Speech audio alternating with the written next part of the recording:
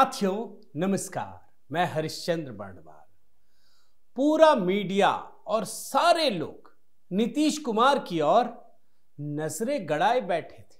क्या होगा क्या नहीं होगा। लल्लन सिंह नीतीश कुमार और लालू यादव के समीकरण तलाश रहे थे। हो भी गया जो होना था। अब इसके पीछे की कहानी तो पता चली जाएगी आने वाले दिनों में। मगर ये क्या दोस्तों, सबसे बड़ी खबर तो सोनिया गांधी को लेकर आई कि सोनिया गांधी अयोध्या में राम मंदिर में प्राण प्रतिष्ठा कार्यक्रम में शामिल हो सकती हैं। जी हां, बस हंगामा मच गया। सोशल मीडिया पर तो एक से बढ़कर एक खबर। और ये देखिए, मैं आपको खबर के साथ साथ एक पत्रकार प्रशांत कुमार ने भी ट्वीट किया, Sonia Gandhi to attend the Ram Mandir inauguration in Ayodhya sources. एक मारिया शकील हैं, वो भी पत्रकार हैं, उन्होंने भी ट्वीट किया, breaking now on NDTV, Sonia Gandhi to attend the Ram temple. जो प्रोग्राम होने वाले हैं 22 जनवरी को, उसमें अटेंड करेंगी। मगर लगता है ये किसी ने अफवाह उड़ा दी या जानबूझकर ये शैतानी की, क्योंकि तुरंत ही जयराम रमेश के हवाले से एक खबर आ गई। एएनआई का ट्वीट आ गया। और ट्वीट क्या है, कांग्रेस प्रेसिडेंट मल्लिकार्जुन खड़गे and Congress parliamentary party chairperson Sonia Gandhi have received an invitation to attend the ceremony of Ram temple. जो प्राण प्रतिष्ठा का कार्यक्रम होगा 22 जनवरी को अयोध्या में। अब आगे देखिए, the decision will be taken and communicated at the appropriate time. Congress general secretary incharge communications Jairam Ramesh. Jairam Ramesh बड़े नेता हैं इस समय। भारत जोड़ो यात्रा, भारत न्याय यात्रा यही तय करते हैं। समझ गए। अब आपको याद होगा दोस्तों कि जब सोनिया गांधी और खड़गे साहब को न्योता भेजा गया था तो इस मुद्दे पर कांग्रेस से सवाल भी पूछा गया। तो किस तरह से झुंझलाहट के साथ कांग्रेस महासचिव केसी वेणुगोपाल ने जवाब दिया था, वो सुनना जरूरी है। वो हिस्सा एक बार फिर सुनिए। Know about that? What is the party stand? What is the party stand? You will know when that 22nd we will know that we are participating. We are participating. What type of questions is it? They invited us. We are very much thankful to them for inviting us. देख रहे हैं ना झुंझलाहट। और उसके बाद तो ये भी खबर आ गई थी कि वो प्राण प्रतिष्ठा कार्यक्रम में शामिल नहीं होंगी। बाद में कई लोगों के आए, मैंने तो आपको दिखाया। मगर उसके बाद ये खबर उड़ाई गई कि वो अयोध्या जाएंगी। यानी कहीं ना कहीं तो कुछ गड़बड़ झाला है। और या तो ये मीडिया वालों ने फैला दिया, कर दिया, या खुद कांग्रेस वालों ने फुटेज खाने के लिए। फुटेज में मिल ही नहीं रहा। आप सोचिए। और वो भी तब दोस्तों जब प्रधानमंत्री मोदी खुद अयोध्या में हैं। 22 जनवरी तो छोड़िए, आज ही इतने सारे कार्यक्रम, और इन कार्यक्रमों को लेकर क्या कुछ चल रहा है, कैसी तैयारी है, किस तरह की रंगीन दृश्य, एक से बढ़कर एक दिव्य और भव्य, उसके बीच इस तरह की कहानियां। दरअसल इसके पीछे की रणनीति को समझना होगा, क्योंकि एक तरफ उद्धव की शिवसेना ने कांग्रेस को औकात दिखा दिया कि महाराष्ट्र में उसी की चलेगी और किसी की नहीं चलेगी। कांग्रेस को औकात दिखाई है। बयान एक बार सुन लीजिए। हमारी पार्टी हमेशा महाराष्ट्र में 23 लोकसभा की सीटें लड़ती आई है। हमेशा हमारे 18 एमपी है, उसमें से कुछ छोड़कर चले गए, व्यक्ति चली गई इन पर्सन, लेकिन नीचे का जो केडर है वो आज ही मजबूत है, होट मजबूत है हमारे, वो हमारे साथ रहेंगे। अगर किसके पास कैंडिडेट नहीं होगे तो हम दे देंगे कैंडिडेट। ये शिवसेना है महाराष्ट्र में। महाराष्ट्र में शिवसेना का आवाज चलेगा और ताकत रहेगी।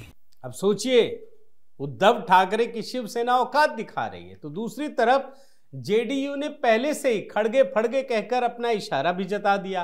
वो भी सुन लीजिए। चेहरा देख के लोग क्या स्वीकार करेंगे? पब्लिक नहीं मानेगी। खड़गे फड़गे का नाम नहीं जानता है। अभी नाम बोले हैं तो हम सुने हैं। जानबो नहीं करते थे कांग्रेस का वो राष्ट्रीय अध्यक्ष है खड़गे जी। आप बोले तो हम जान गए। उनको कोई नहीं जानता है। बड़े मुख लोग जानते होंगे, आम पब्लिक नहीं जानता। आम पब्लिक नीतीश कुमार को जानता है। नीतीश कुमार प्राइम मिनिस्टर बनेंगे और सब कोई नीतीश कुमार को जानता है। पूरे हिंदुस्तान ने जानता, खड़गे को नहीं जानता। देख रहे हैं ना, तो कहानी तो कुछ और ही है दोस्तों। और सब इधर उधर गुत्तम गुत्ता है, सब फुटेज खाने के लिए हो रहा है। मगर असलियत यह है कि इंडिया अलायंस में सिर्फ नीतीश कुमार ही मल्लिकार्जुन खड़गे के अलावा प्रधानमंत्री पद के दावेदार नहीं हैं। और ये बात क्यों कह रहा हूं, क्योंकि कल जब बैठक हो रही थी ना, तो बाहर नारे लग रहे थे पीएम बनाने के। लेकिन सिर्फ वही दावेदार नहीं है, बल्कि कर्नाटक के मुख्यमंत्री सिद्धारमैया ने कल ही कहा है कि राहुल गांधी को देश का प्रधानमंत्री बनना चाहिए। वहीं उत्तर प्रदेश की पूर्व मुख्यमंत्री और बहुजन समाज पार्टी की अध्यक्ष मायावती ने भी ऐलान किया है कि वो इंडी अलायंस में तभी शामिल होने पर विचार कर सकती हैं जब उन्हें प्रधानमंत्री पद का उम्मीदवार घोषित किया जाए। यानी एक तरफ इंडी अलायंस की पार्टियों के नेता जहां प्रधानमंत्री पद के लिए अपने अपने तरीके से दावेदारी कर रहे हैं, वहीं लोकसभा चुनाव में सीटों के बंटवारे को लेकर भी कांग्रेस के साथ रस्साकसी चल रही है। इंडी अलायंस की हर पार्टी ने अपनी रणनीति के हिसाब से अपने लिए सीटों की संख्या और गठबंधन का तरीका तैयार कर लिया है। मगर दोस्तों, कांग्रेस तो गजब खेल कर रही है। आपको पहले मैं कुछ चीजें बताता हूं। कांग्रेस अध्यक्ष मल्लिकार्जुन खड़गे और राहुल गांधी ने राज्यों के पार्टी अध्यक्षों और पदाधिकारियों से बैठक करके कांग्रेस पार्टी की रणनीति तैयार कर ली है। सब एक तरफा चल रहा है। कांग्रेस ने निर्णय कर लिया है कि हिमाचल प्रदेश की सभी 4 लोकसभा सीटों पर वो किसी भी पार्टी के साथ कोई गठबंधन नहीं करेगी। यानी साफ है कि राज्य में आम आदमी पार्टी और अन्य क्षेत्रीय पार्टियों के साथ कोई गठबंधन नहीं होगा। यानी हिमाचल प्रदेश में इंडी अलायंस खत्म। कांग्रेस ने यह भी तय कर लिया है कि वो बिहार में 9 से 10 सीटों से कम पर चुनाव नहीं लड़ेगी। 9 से 10 सीटें, 40 सीटें हैं। जबकि बिहार से खबर यह आ रही है कि लालू प्रसाद यादव और नीतीश कुमार ने कांग्रेस से बातचीत करने से पहले ही यह तय कर लिया है कि दोनों ही पार्टियां 17-17 सीटों पर चुनाव लड़ेंगी। 17 दूनी 34। कांग्रेस को 4 सीटों पर लड़ने का मौका देगी, सिर्फ 4 सीटों पर। जबकि 2019 के लोकसभा चुनाव को याद कीजिए, उस समय जेडीयू इंडी अलायंस से अलग था। तब कांग्रेस को गठबंधन में 9 सीटें मिली थी। इसका साफ मतलब है कि बिहार में कांग्रेस की सीटों को कम से कम करने के लिए आरजेडी और जेडीयू ने रणनीति बना ली है। यानी बिहार का मामला भी फंसा हुआ है। इसका मतलब यही हुआ ना। अब आइए बंगाल, क्योंकि ममता बनर्जी ने भी यह साफ कर दिया है कि वो पश्चिम बंगाल में अकेले अपने दम पर चुनाव लड़ेगी। इस तरह से पश्चिम बंगाल में भी इंडी अलायंस का गठबंधन खत्म होने का ऐलान हो चुका है, कह चुकी है ना। अब ममता बनर्जी के ये कहने का कोई मतलब नहीं रह जाता कि बंगाल में वो अगुवाई करेंगी, राष्ट्रीय स्तर पर इंडी अलायंस की वहां पर टीएमसी अगुवाई करेगी। अब इसका कोई अर्थ आपको लग रहा है? क्योंकि पश्चिम बंगाल में कांग्रेस के साथ गठबंधन करने वाली जो सीपीआईएम है पार्टी, वो कह रही है कि ममता बनर्जी और भाजपा के बीच 2024 के लिए समझौता हो गया है। ये सीपीएम कह रही है दोस्तों। आप सोचिए, यानी बंगाल में भी इंडी अलायंस खत्म। अब आप केरल में आइए, क्योंकि यहां कांग्रेस ने यह निर्णय लिया है कि वो केरल में सीपीएम के खिलाफ चुनाव लड़ेगी, जबकि सीपीआईएम कह रही है कि केरल में कांग्रेस भाजपा आरएसएस के साथ मिली हुई है। बताइए, कांग्रेस और लेफ्ट राष्ट्रीय स्तर पर एक है और राज्य में एक दूसरे से लड़ रहे हैं, तो गठबंधन कहां करेंगे? हवा में करेंगे। यानी केरल में भी साफ।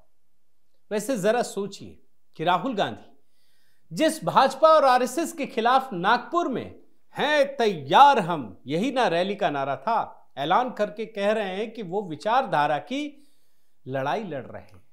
उसी कांग्रेस पार्टी पर इंडी अलायंस की ही प्रमुख पार्टी सीपीआईएम ताल ठोक कर कह रही है कि कांग्रेस भाजपा और आरएसएस के साथ मिली हुई है। तो ये विचारधारा की लड़ाई है या सत्ता की लड़ाई, ये किसी से छिपी नहीं है। कांग्रेस ने तेलंगाना और कर्नाटक में विधानसभा चुनाव में जीत के बाद यह तय कर लिया है कि वो इन राज्यों में अपने दम पर लोकसभा चुनाव लड़ेगी और साथ में आंध्र प्रदेश में जगन मोहन रेड्डी की वाईएसआरसीपी के खिलाफ भी अकेले ही चुनाव लड़ेगी। इसका मतलब साफ है दोस्तों कि दक्षिण भारत के केरल, आंध्र प्रदेश और तेलंगाना में इंडी अलायंस का कोई अस्तित्व नहीं होगा। 3 राज्य खत्म हो गए और दक्षिण के तीनों राज्यों के बाद तमिलनाडु की बात की जाए, कांग्रेस डीएमके के साथ चुनाव लड़ने का फैसला ले चुकी है। लेकिन यहां पर एक बड़ी पार्टी है एआईएडीएमके, इसका हिस्सा नहीं होगी, क्योंकि डीएमके और एआईएडीएमके राज्य में एक दूसरे की धुर विरोधी पार्टी है। इसका मतलब है कि तमिलनाडु में चुनावी रणनीति का फैसला कांग्रेस के हाथ में ना होकर डीएमके के मुखिया और मुख्यमंत्री एमके स्टालिन के हाथों में है।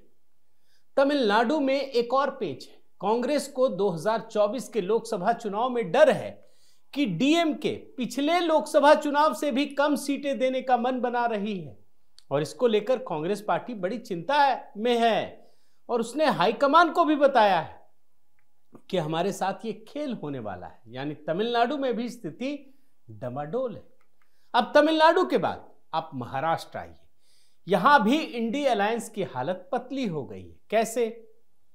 शिवसेना और एनसीपी में टूट हो जाने के बाद भी दोनों पार्टियां अपनी सीटों की संख्या कम करने के लिए तैयार नहीं है। शिवसेना के उद्धव गुट ने ऐलान कर दिया है दोस्तों कि वो 23 सीटों पर चुनाव लड़ेगी।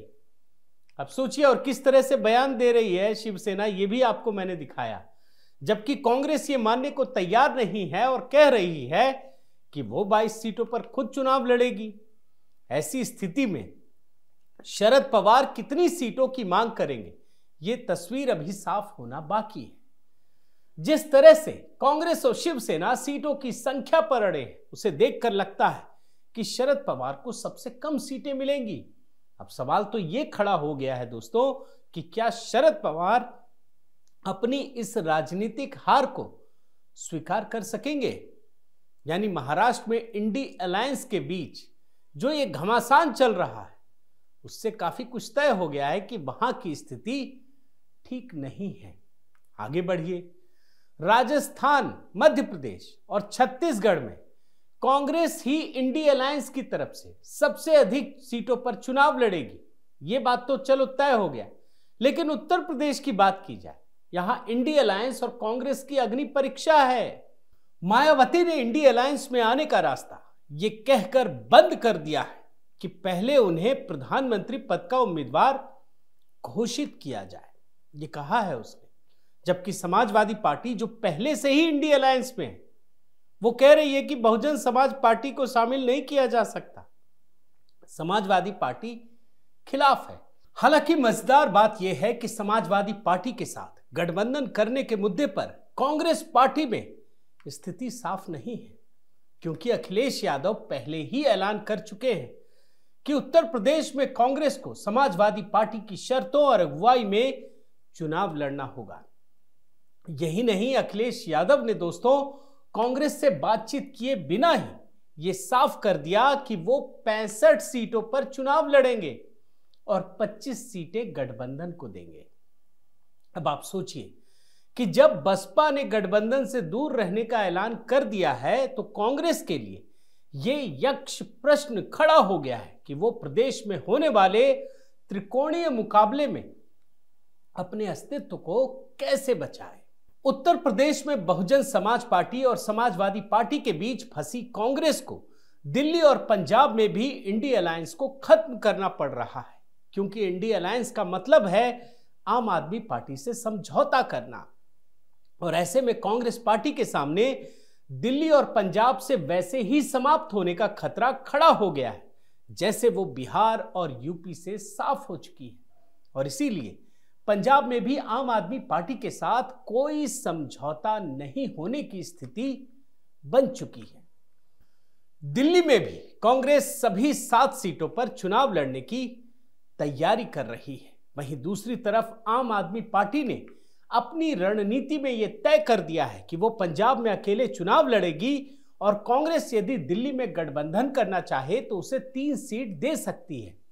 यानी पंजाब और दिल्ली में भी इंडी अलायंस का कोई अस्तित्व नहीं होगा।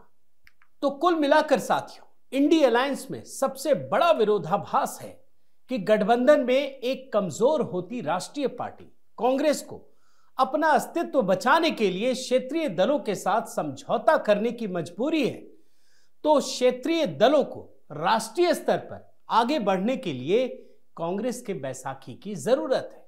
यही नहीं, गठबंधन में मौजूद इन दो विपरीत दिशाओं की ताकतों के बीच संतुलन बैठाने वाला कोई साहसी, निर्णायक और सर्व स्वीकार्य नेतृत्व भी नहीं है।